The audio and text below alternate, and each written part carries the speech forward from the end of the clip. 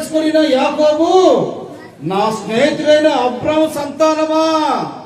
చూడండి, దేవుడు అబ్రాము ఎంతో తన స్నేహితుడిగా ఎంచుకున్న, నా స్నేహితుడైనటువంటి అబ్రాము సంతానమా. చూడండి ఎంత మంచి మాట దేవుడు అడుగుతున్నాడు. కాబట్టి మనము కూడా దేవునికి ఎలా ఉండాలంట, ఎలా ఉండాలి, స్నేహితులుగా ఉండాలి అని ఆయన కోరుచున్నాడు. ఏంటిది, ఏం కోరుకుంటున్నాడు?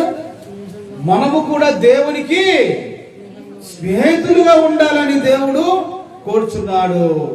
అయితే మనము దేవునికి స్నేహితులుగా ఉండాలంటే ఏం చేయాలి? మనకు దేవుడు మనకు స్నేహితులుగా కావాలంటే మనం ఏం చేయాలి చెప్పాలి. దేవుడు మనకు స్నేహితులుగా కావాలంటే మనం ఏం చేయాలి? యోహాను సువార్త 15వ అధ్యాయము 14వ వచనం. యోహాను సువార్త 15వ అధ్యాయము 14వ వచనం.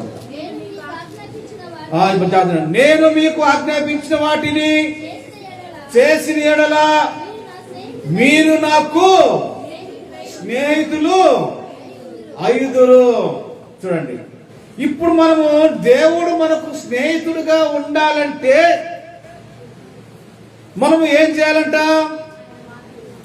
ఆయన ఆజ్ఞలు మనం పాటించినట్టయితే, ఆయన ఆజ్ఞలు మనము అనుసరించినట్టయితే, ఆయన ఆజ్ఞలను మనము అనుసరించినట్టయితే, మనం నడుచుకున్నట్టయితే, ఆయన మార్గంలో మనం జీవించినట్టయితే అప్పుడు మనము కూడా ఆయన స్నేహితులు మనము అవుతాము. ఆయన ఆజ్ఞలు అంటే ఏంటి? ఆజ్ఞలు వేరు, తర్వాత కట్టడలు వేరు, తర్వాత ఇంకేమున్నాయి చెప్పండి? 3 మొత్తం ఆజ్ఞలు. ఆజ్ఞలు ఎవరికి ఇచ్చారు? ఇశ్రాయేలు ప్రజలకు ఇచ్చారు.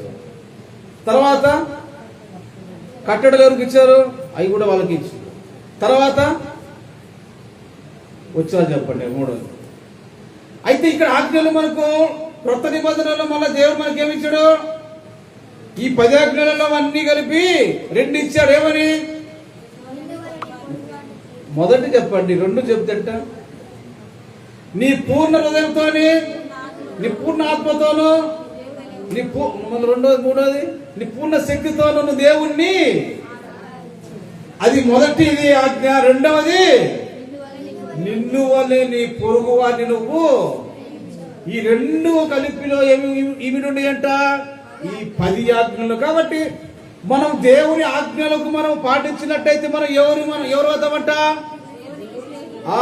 ఈ 2 మనం అనుసరిస్తే మనం దేవునికి మనం ఏమవుతాం? ఇప్పుడు స్నేహితులమవుతాము.